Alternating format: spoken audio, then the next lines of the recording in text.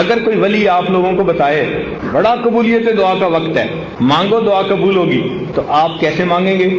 ایک سیکنڈ بھی ضائع نہیں کریں گے، رو رو کے اپنے سارے مسئلے اللہ کے سامنے بیان کریں گے، مشکلات، پریشانیاں، اور کہیں گے اللہ بس میری یہ زندگی کو سنوار دیجیے۔ اب سوچئے اگر ایک ولی کے بتانے پر آپ اتنے شوق ذوق سے دعائیں مانگتے ہیں، تو یہاں تو ولیوں کے سردار، انبیاء کے سردار، ملائکہ کے سردار، اللہ رب العزت کے پیارے محبوب صلی اللہ علیہ وسلم وہ فرما رہے ہیں کہ روزہ دار آدمی افطار کے وقت جو دعا مانگتا ہے اللہ تعالیٰ اس کی دعا کو قبول فرماتے ہیں۔ اور ہمیں کیا چاہیے؟ یوں سمجھ لیں کہ اللہ تعالیٰ نے ہمیں پھر ایک موقع اور عطا فرما دیا۔ جیسے بندے سے غلطی ہو جائے نا جی، وہ کہتے جی بس ایک چانس اور دے دے۔ بس یوں سمجھ لیں کہ اللہ تعالیٰ نے ہم پر رحمت فرمائی، ہمیں اپنی زندگی میں اپنی گناہوں کو بخشوانے کا ایک چانس اور عطا فرما دیا۔ اب دیکھیے شیطان کو قید کر دیا، چیونٹیاں، پرندے، مچھلیاں سب کو بندے کی دعاؤں پہ لگا دیا، بندے کو بتا دیا تم جو مانگو گے تمہاری دعا قبول کر لیں گے۔ اس سے کیا پتہ چلتا ہے کہ اللہ تعالیٰ کا ارادہ خیر کا ہے، وہ بخشنے کے بہانے بنا رہے ہیں۔ اب اتنا کچھ کرنے کے باوجود بھی اگر کوئی نہ مانگے تو پھر غصہ آتا ہے کہ نہیں آتا؟ کیوں جی؟ جب اتنا کسی کو موقع دیا جائے اور وہ پھر بھی غفلت کا اظہار کرے تو پھر غصہ بھی بڑا آتا ہے۔ اب ذرا میری ایک بات کو توجہ سے سننا، میں بات مکمل کرنے لگا ہوں۔ ماں کے اندر اللہ نے شفقت رکھی ہوتی ہے، محبت رکھی ہوتی ہے۔ بچے بدتمیزی کر لیں، بے ادبی کر لیں، ماں کا دل دکھا دیں، ماں پریشان ہو جائے گی، رو لے گی، بد دعا نہیں دے گی۔ بیٹے کو بد دعا کبھی نہیں دے گی۔ کیوں؟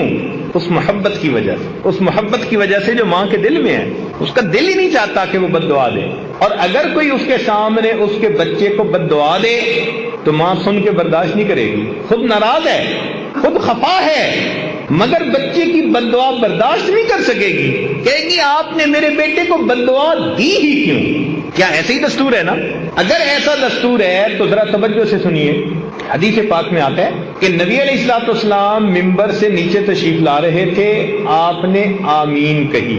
میں پوری حدیث پاک کا تھوڑا سا حصہ جو مضمون سے متعلق ہے وہ عرض کر رہا ہوں۔ صحابہ کرام نے پوچھا اے اللہ کے نبی آج آپ نے یہ کیا فرمایا؟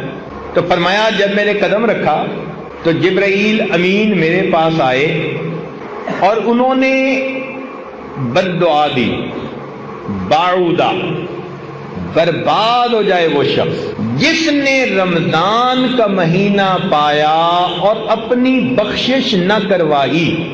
اب یہ بد دعا کس نے دی؟ جبریل علیہ السلام نے۔ اور یہ بھی ذہن میں رکھیں کہ فرشتے کوئی کام خود نہیں کرتے۔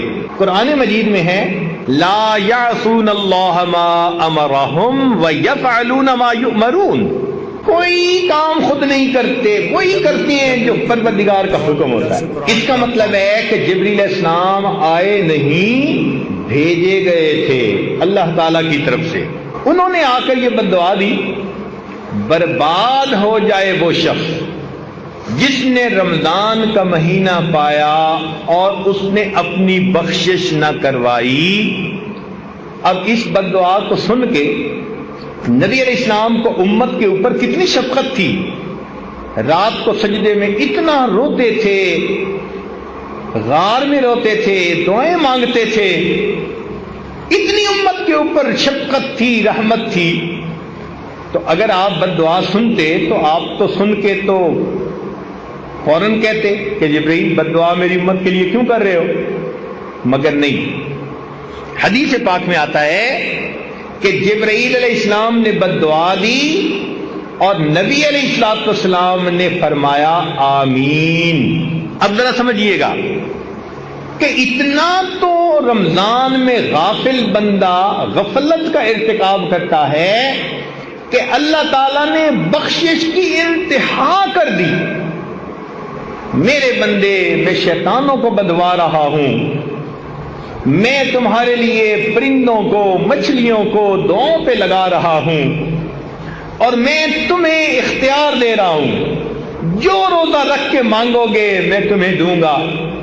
پھر بھی بھی اگر تم میری طرف متوجہ نہیں ہوتے تو اس کا مطلب ہے تم بدبخت ہو پرلے درجے کے، پھر تمہاری بدبختی میں کوئی شک نہیں۔ اب جبرائیل علیہ السلام نے آ کے کہہ دیا برباد ہو جائے وہ شخص جس نے رمضان کا مہینہ پایا اور اپنی مغفرت نہ کروائی، اور اللہ کے محبوب صلی اللہ علیہ وسلم نے آمین کہہ کر اس پر سٹیمپ کر دی، مہر لگا دی۔